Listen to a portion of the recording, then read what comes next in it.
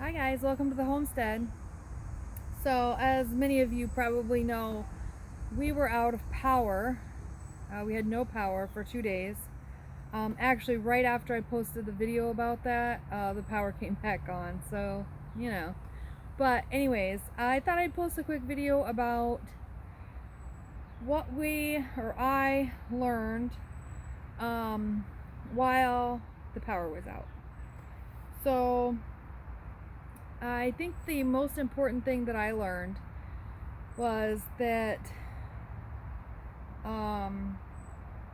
what we need most when the power goes out is water. I mean, I always knew, that you need water and you take water for granted because it just comes into your house, and we have a well, so when the power goes out, the well goes out, and so you don't have any more water. So, and yeah, I was able to go run to the store real quick and get, a couple cases of bottled water, and the kids and I were fine, and I got some gallon jugs of water, and I was able to water the animals, and it wasn't anything major because it wasn't anything major. It was just, the power went out for a couple of days. It didn't go out for everybody, it went out for a few neighborhoods, so it's not like everybody was swarming to Walmart to buy water or whatever. But we couldn't flush our toilets, so I ended up sending the boys down to the river to get buckets full of water so that we could flush our toilets, which worked great, and the boys thought it was hilarious. So they ran down and got buckets of water from the river, which is like a block away, and we were able to flush our toilets. But it made me aware that I need to already have that on hand. Not only do I need to have water on hand, but I need to have a way to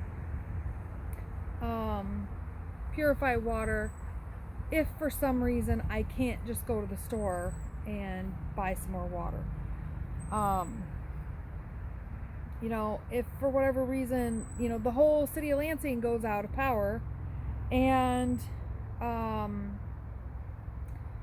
everybody goes running to Walmart or Meijer or wherever to buy water, then we might not be able to get the water that we need to take care of ourselves or our children. Or, a few years back, Sean had a major power outage. It lasted for a long time, and if that was the case, then there's going to be a lot of people that are going to go initially and buy water, but then when that water runs out, there may not be a restocking of water. So we need a way to filter the water. We're fortunate we live really close to the river, so there is a source of water that is nearby, but we need a way to filter that, purify it, and make it safe that we could drink it should we have to.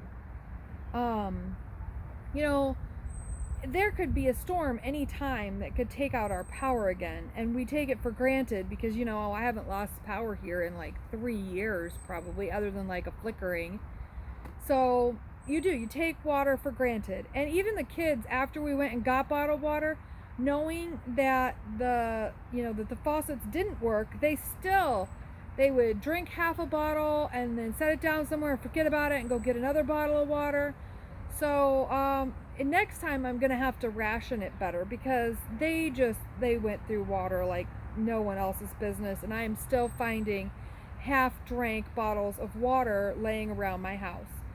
I've also decided that I'm going to stock up on a little bit of water so that I have ready water that I can give to the animals.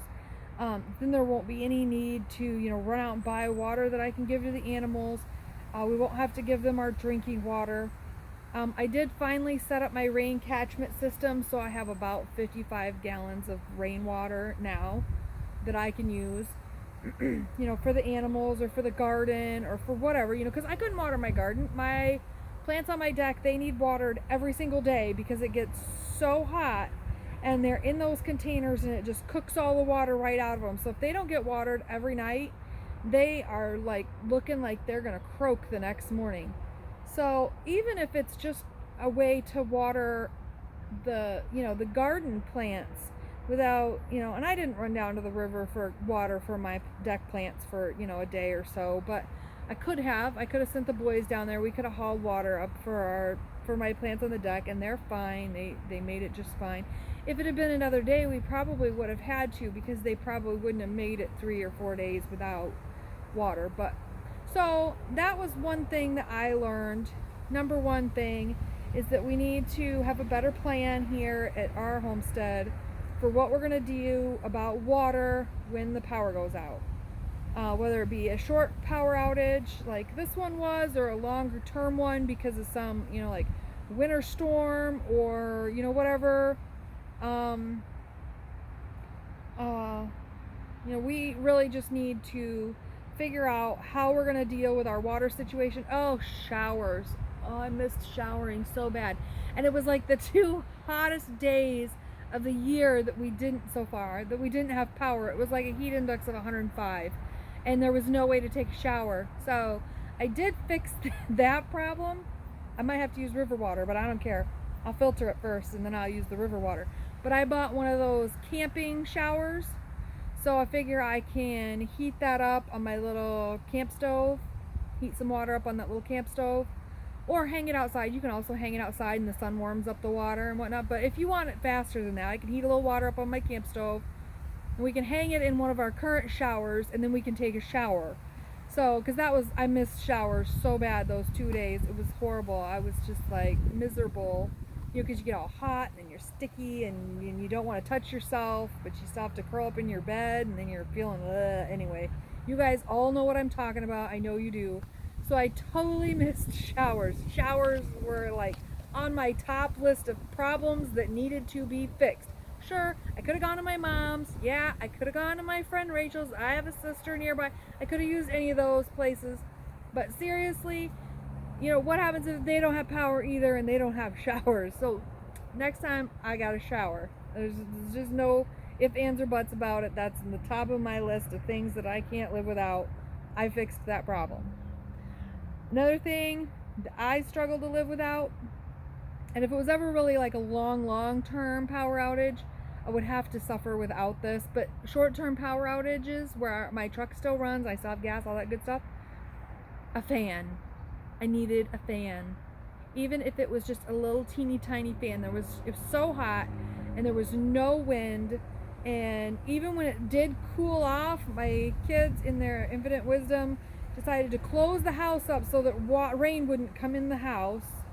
And then all the cool air that blew in didn't come in my house. And then when we did open the windows, there was no wind whatsoever. So it was so hot and so miserable trying to sleep in a house that is like 95 degrees. And all I wanted was a fan. So I fixed that problem too. I went and I got a little $10 fan. It's about this big. At Walmart, and it recharges. It's a rechargeable fan, and you can just plug it into your truck or your car or whatever, and you can recharge it from your vehicle battery. So I did get that, and that to me on Sunday was like heaven, just laying in front of this little teeny tiny fan. It didn't blow very much air, but it blew enough that felt like I was being cooled off a little bit. So, if it was really long-term power outage, like statewide or countywide or whatever, yeah, I might not be able to keep charging my fan. I might run out of gas, or, whatever. Gas stations might not be working either, because if all the power goes out, their pumps aren't working either, and that includes for the gas tanks. So yeah, I did learn that a fan is also important to me. So a fan and a shower, but most importantly was the water. So I am really been this was really good for us. This was really, really good for us, you guys. I mean, it made me stop. It made me think. Yes, I'm growing my own food, but food does very little good if you don't have water. So yeah, I'm growing my own food. Yeah, that's great. If there's a food shortage, I can still feed my family. But if there's a power outage and it's a big one for whatever reason, I can't even get my kids a drink, and they're gonna die of thirst before they die of starvation. So this was really good for us because it got us thinking about all the different things that we need, all of the different things that we need to address, the different ways that maybe we can store up some water, some different ways that we can learn to filter our water.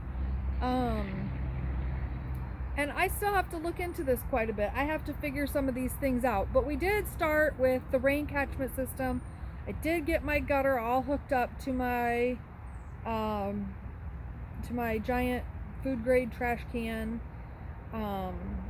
so that we will have water. It may not be the freshest of water, but it can be used to water the animals or the garden, or we can purify it for ourselves. We can always run it, worst case scenario, we can always run that water through a couple layers of cloth into another bucket and then boil it if we have to to kill anything that might be in there. And another thing that I also need to consider and think about, there's a couple of things that I also need to consider and think about, are what am I going to do to cook if I can't go to the store and buy more propane? All right, so yeah, I can stock up on propane. I can get a couple of the big things of propane, and I can get, but those will only last me for a week or two. What am I going to do if it's a 3 or 4 week power outage and I still have to cook food for my family, right? So I have a fire pit, but I probably need to get something that I can set on the fire pit so that we can cook on it if we should have to. And another thing that I need to consider is, what if this happens in the middle of winter? How am I going to keep my family warm? So that's another thing that we really are going to have to sit down and think about and consider, because right now I don't really have a way, if the power goes out, to keep my family warm that is safe in the winter. So I really need to research that and find out, what can I do? What steps can I take to make sure that my family stays warm? Even if it's just one room in the house that I can keep warm, I need to be able to do that. So anyways, you guys, I just thought I would share with you some of the things that I learned when we didn't have power. And I thought maybe you guys could leave me a comment in the, down in the description, things that you've learned when you've been without power, or, some other disaster that you feel we might want to have to be ready for if the power goes out again. So if you guys would share that with me, that would be great. And thanks for visiting the homestead.